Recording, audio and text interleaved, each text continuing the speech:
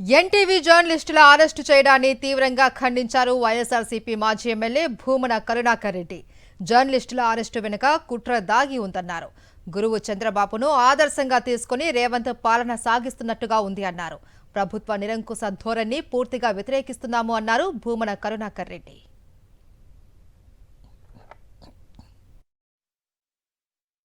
NTV జర్నలిస్టుల్ని arrest చేయడాన్ని తీవ్రంగా ఖండిస్తున్నాం.